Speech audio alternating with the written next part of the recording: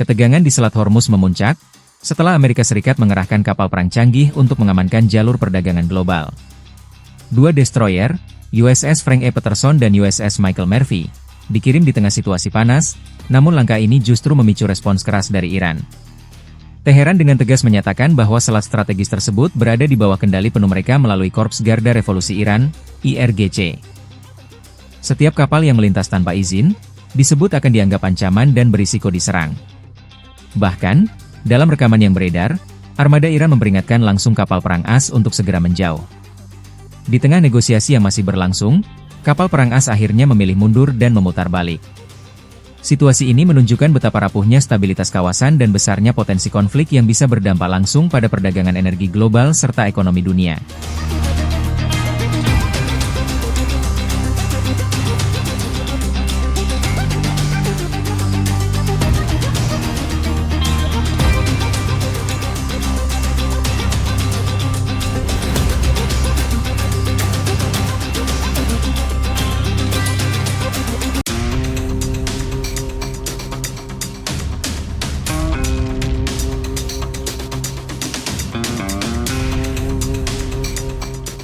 Ketegangan global kembali meningkat, setelah Inggris secara tegas menolak rencana Amerika Serikat untuk memblokade kapal-kapal Iran di Selat Hormuz. Langkah ini langsung memicu perhatian dunia, apalagi setelah Presiden Donald Trump mengancam akan menghancurkan kapal manapun yang mencoba melintas di jalur vital perdagangan energi tersebut. Namun, di tengah tekanan dari Washington, Perdana Menteri Keir Starmer memilih sikap berbeda. Ia menegaskan bahwa Inggris tidak akan ikut terseret dalam konflik dan tetap berpegang pada prinsip kebebasan navigasi. Bahkan, London sebelumnya juga menolak penggunaan pangkalan militernya untuk operasi serangan terhadap Iran. Perbedaan sikap ini memperlihatkan retaknya soliditas Sekutu Barat di tengah krisis Timur Tengah yang semakin panas. Dengan Selat Hormuz sebagai titik krusial dunia, keputusan Inggris ini berpotensi mengubah arah dinamika geopolitik global dan meningkatkan risiko eskalasi konflik yang lebih luas.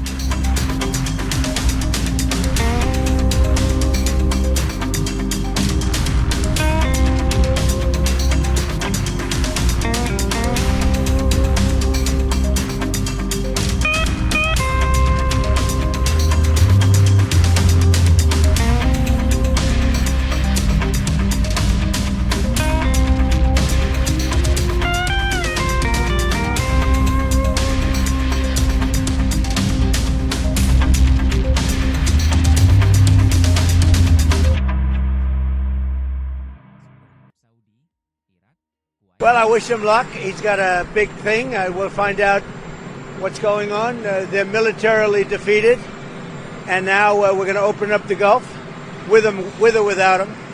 But that'll be open. We're going to be, or the Strait as they call it, and I think it's going to go pretty quickly. And if it doesn't, we'll be able to finish it off one way or the other.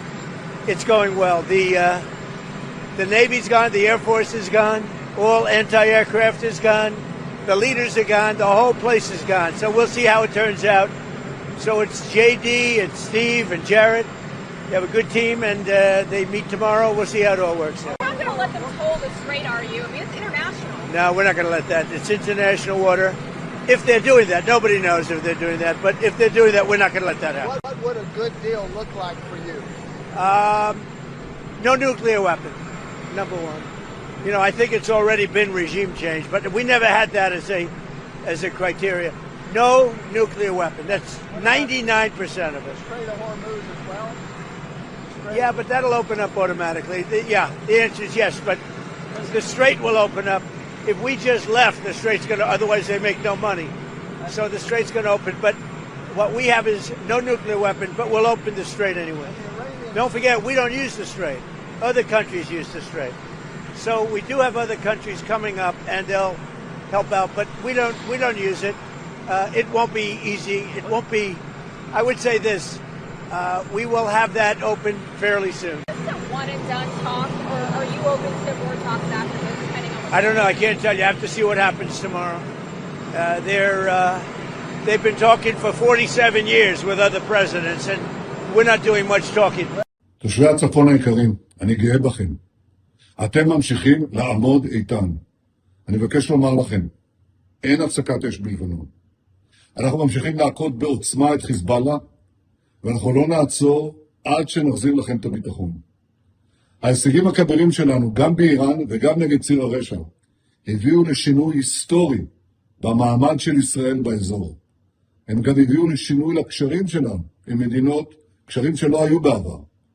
לאחר פניות חוזרות ונשנות של ממשלת לבנון לפתוח איתנו במשא ומתן לשלום, אני הנחיתי אמש בקבינט לפתוח במשא ומתן ישיר עם לבנון כדי להשיג שני יעדים. אחד, פירוק חיזבאללה מנשקו, והשני, הסכם שלום היסטורי, בר קיימא, בין ישראל ללבנון. ישראל חזקה מאי פעם, איראן חלשה מאי פעם. אני כבר הבאתי 4 הסכמי שלום עם מדינות ערב, אני מתכוון להביא עוד. שלום אמיתי, שלום מתוך עוצמה. Ya, pemirsa, dalam unggahan terbaru di platform Truth Social, Presiden Amerika Serikat Donald Trump mengklaim bahwa Iran telah meminta gencatan senjata kepada Amerika Serikat dan menyebut Washington tengah mempertimbangkan permintaan dengan syarat Selat Hormuz dibuka sepenuhnya. Ya, terkait hal tersebut, pemirsa, juru bicara Kementerian Luar Negeri Iran membantah klaim Trump dan menyebut permintaan ataupun pernyataan-permintaan gencatan senjata tidak benar dan tidak berdasar.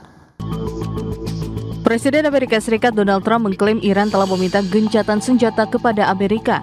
Namun, menurut Trump, Washington baru akan mempertimbangkan permintaan tersebut setelah Selat Hormuz kembali aman dan terbuka untuk lalu lintas internasional. Pernyataan itu disampaikan Trump melalui unggahan di Truth Social pada Rabu 1 April 2026. Dalam postingannya, Trump menyebut Presiden baru Iran yang lebih cerdas dan kurang radikal dibanding pendahulunya baru saja meminta gencatan senjata kepada Amerika Serikat. Meskipun ia tidak merinci kepada siapa tepatnya pembicaraan itu dilakukan. Sebelumnya, Trump juga sempat menyebut adanya Presiden baru Iran dalam wawancara dengan Reuters yang merujuk pada Presiden Iran Masoud Pezeshkian yang mulai menjabat pada Juli 2024 serta pengangkatan pemimpin tertinggi baru Mojtaba Khamenei setelah ayahnya wafat akibat serangan udara. Namun juru bicara Kementerian Luar Negeri Iran membantah klaim Trump. Mereka menilai pernyataan soal permintaan gencatan senjata itu tidak benar dan tidak berdasar. Sementara itu, Trump menegaskan bahwa Amerika Serikat baru akan menanggapi permintaan gencatan senjata jika Selat Hormuz sudah bebas dan aman. Selat Hormuz sendiri merupakan jalur strategis global untuk pengiriman minyak, sehingga keamanan wilayah ini menjadi prioritas bagi Amerika Serikat dan sekutu internasional. Berbagai sumber IDX Channel. Pemirsa, Eropa berpotensi untuk mengalami resesi jika konflik Iran berlarut-larut dan harga minyak melonjak di atas $150 Amerika per barrel. Pernyataan tersebut, pemirsa, diungkapkan oleh pembuat kebijakan European Central Bank, Yanis Tournaras, dalam wawancara terbaru dengan media. Adapun peringatan ini muncul di tengah meningkatnya kekhawatiran global terhadap dampak konflik Timur Tengah terhadap ekonomi dunia. Sementara itu, sebelumnya Bank of England menyebut perang Iran sebagai guncangan pasokan negatif yang signifikan bagi ekonomi global yang meningkatkan resiko terhadap stabilitas keuangan. Menurut Bank of England, kombinasi pertumbuhan yang melemah, inflasi yang meningkat, dan biaya pinjaman yang lebih tinggi dapat memicu tekanan bersamaan di berbagai sektor, mulai dari pasar, obligasi pemerintah, kemudian kredit swasta hingga valuasi saham teknologi Amerika Serikat. Adapun pemirsa, sebagai catatan, sejak serangan Amerika Serikat dan Israel terhadap Iran pada 28 Februari lalu, gangguan di Selat Hormuz yang merupakan jalur utama sekitar 20% pasokan minyak dan gas dunia telah mendorong lonjakan harga energi secara global.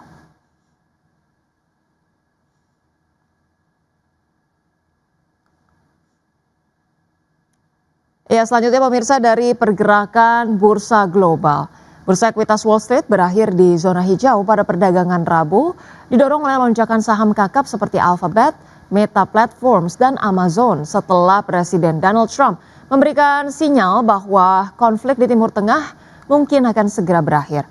Trump menyatakan bahwa Amerika Serikat akan keluar dari Iran cukup cepat dan dapat kembali melakukan serangan terbatas jika diperlukan. Pada penutupan perdagangan Rabu, pemirsa, indeks S&P 500 ditutup naik 0,72% ke level 7.579, indeks Nasdaq Composite melonjak 1,16% ke posisi 21.840 dan indeks Dow Jones Industrial Average meningkat 0,48% ke level 46.565. Sementara itu, pemirsa, bursa ekuitas Eropa memperpanjang rally pada perdagangan Rabu dengan indeks Stoxx 600 mencatatkan kenaikan 3 hari terbesar dalam hampir 1 tahun terakhir. Lonjakan ini dipicu oleh pernyataan Presiden Amerika Serikat Donald Trump yang menyebut Washington akan segera keluar dari Iran. Indeks Stoxx 600 ditutup melesat 2,5% ke level 597,69. Indeks DAX Jerman melompat 2,73% ke posisi 23.298 dan indeks FTSE 100 Inggris melonjak 1,85% ke posisi 10.364. Terima kasih Anda masih bergabung sama kami. Pemirsa, PT Wismilak Inti Makmur Tbk membukukan laba bersih tahun berjalan 2025 sebesar 419,21 miliar rupiah atau melonjak 40,35% secara tahunan. Ya, capaian positif tersebut selaras dengan tumbuhnya penjualan perseroan terutama di pasar domestik. Emiten rokok PT Wismilak Inti Makmur Tbk membukukan laba bersih tahun berjalan 2025 sebesar 419,21 miliar rupiah. Angka itu tumbuh 40,35% secara tahunan. Kinerja apik ini selaras dengan penjualan perseroan yang tumbuh positif terutama di pasar domestik. Melansir laporan keuangan 2025, perseroan membukukan pertumbuhan penjualan neto 34,33% menjadi 6,38 triliun rupiah. Sebesar 98,62% penjualan didapat dari pasar domestik sebesar 6,35 triliun rupiah atau meningkat 35,63%. Sedangkan penjualan untuk pasar ekspor terpangkas 58,59% menjadi 27,17 miliar tahun lalu. Di sisi lain, beban pokok penjualan tercatat sebesar 4,97 triliun rupiah. Angka ini naik 35,21% year on year. Komponen terbesar dari beban pokok penjualan disumbang oleh pemakaian pita cukai sebesar 2,79 triliun rupiah atau naik 40,94%. Porsi kedua adalah bahan baku dan pembantu yang nilainya naik 31,76% menjadi 1,79 triliun rupiah. Kedua pos ini berkontribusi masing-masing 56,11% dan 35,94% dari total beban pokok penjualan. Berbagai sumber IDX Channel.